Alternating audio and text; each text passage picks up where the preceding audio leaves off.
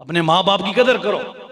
1,00,000 पीर हो, वली हो, गौस को तो अब्दाल आपके लिए दुआ करें और आपकी माँ आपसे नाराज है, आपका बाप आपसे नाराज है, तो वो 1,00,000 वलियों की दुआ कुछ भी नहीं कर सकती जब तक आपकी माँ आपसे राजी नहीं है। अपनी माँ को राजी करो, अपने बाप को राजी करो। लोग अपने जवान बच्चे अपने बाप को ये कहते फिरते हैं, आपने हमें क्या दिया है, आपने हमारे लिए क्या बनाया है। ये उस बाप से पूछें, अगर आपका बाप का खाने पे दिल करता भी है ना अच्छा फ्रूट और अच्छा खाना, तो वो कहता है कि मेरे बच्चे ने ये डिमांड की है, तो वो अपना पेट काट कर अपने बच्चे पालता है, अपना पेट काट कर अपने बच्चे पालता है। और जब औलाद जवान होती है वो अपने बाप को दिक्कत देती हुई नजर आती है घर से। तो जिनके माँ बाप जिंदा हैं, गनीमत जानो, अपने माँ बाप के इस सहारे को, अपने माँ बाप की इज्जत करो। खुदा की कसम यही आपके लिए हज भी हैं, यही आपके लिए विलायत भी हैं, सब कुछ है। अगर इनकी खिदमत ना की तो क़यामत वाले दिन आपको इसका जवाब देना पड़ेगा, अल्लाह की बारगाह में जवाब देना पड़ेगा। और फिर आपके बच्चे, जब आपके बच्चे जवान होंगे तो वो भी आपके साथ वही सलूक करेंगे जो आपने अपने माँ बाप के साथ किया है। अल्लाह के नबी ने बड़ी शानें बयान फरमाई हैं माँ बाप की और बड़ी इज्जत का ऐलान किया है, और कुरान भी इस बात का हुक्म दे रहा है, जिनके माँ बाप जिंदा हैं अपने माँ बाप की कदर करो। जिनके माँ बाप जिंदा हैं अपने माँ बाप की क्या करो, बोलो, कदर करो।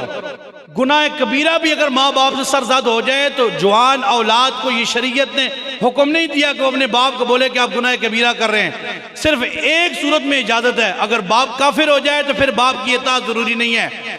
हाँ, और जो मर्जी करें, नमाज नहीं पढ़ता, दाढ़ी नहीं है, बाल बिखरे हुए हैं, नाखून बड़े हुए हैं, वो आपके लिए सब कुछ है, इसलिए वो आपका भी बाप है और आपकी वालिदा का भी हाकिम है। उसे रब ने हाकिम बनाया है। जब तू माँ के पेट में था, अल्लाह की इज्जत की कसम, ये उस वक्त धूप में काम करके तेरे लिए रिज़्क लाता था, तेरी माँ खाया करती थी। जब तू पैदा हुआ उस वक्त भी इसने रिज़्क के हलाल जगह जगह से तलाश करके तेरे लिए लाया, तूने खाया और तेरी परवरिश हुई। अपने माँ बाप की खिदमत करो।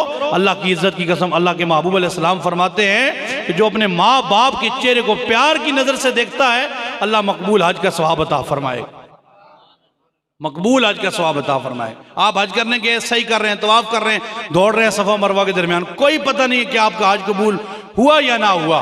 और अगर आपने माँ बाप के चेहरे को प्यार की नज़र से देखा तो अल्लाह आपको इसका अजर अता फरमाएगा।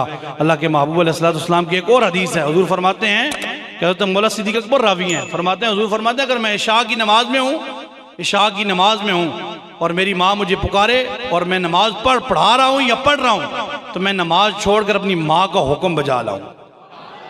फरमाया यही मेरी तालीम है, यही मेरे रब का हुक्म है। लेकिन यहाँ पे एक शरी मसला याद रख लें, ये हुजूर के लिए था। हुजूर अलैहिस्सलाम मुख्तार कुल हैं। अगर आप फर्ज नमाज पढ़ रहे हैं और अगर वैसे वालिदा ने पानी मांगा तो आप नमाज पूरी करेंगे। आप नमाज क्या करेंगे? खिदमत में, बड़ा अहम मसला समझा रहा हूं, खिदमत में तरजीह है, खिदमत में तरजीह है। किसको? माँ को। बोले किसको?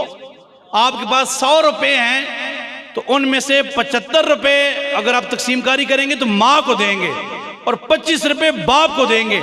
अगर माँ ने भी पानी मांगा एक वक्त में और बाप ने भी एक वक्त में मांगा तो हुक्म यह है कि बाप के हुक्म को तरजीह है। बाप के हुक्म को क्या है?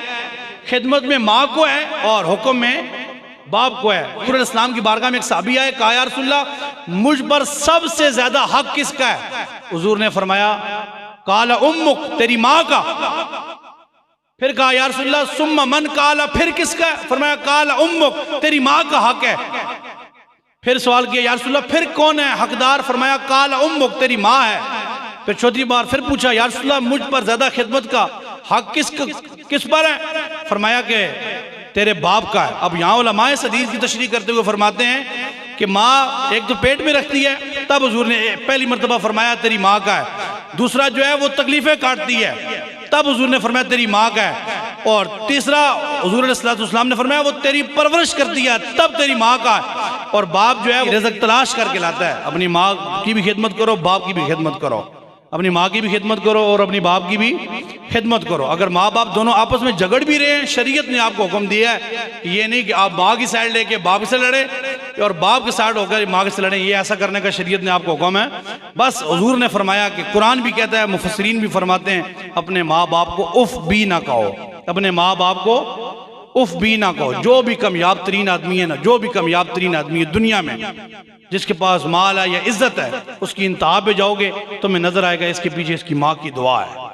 हर बंदा सोच सकता है। और जो आज नाकाम होता फिरता नजर आता है, जिसके घर में रिज़्क़ भी नहीं है, ये मैं आपको मिंबर रसूल की बात बता रहा हूँ, जो भी नाकाम होता हुआ नजर आता है, जिल्लत जिसका मुकद्दर है, आप उसकी भी इंतहा पे जाओगे, आपको नजर आएगा या ये बाप का गुस्ताख है या ये माँ का गुस्ताख है। और रोजी के दरवाजे अल्लाह सब खोल देता है। उसके घर में रोजी की फरवानी होती है कि जिसके घर में उसकी बूढ़ी माँ होती है या बूढ़ा बाप हुआ करता है।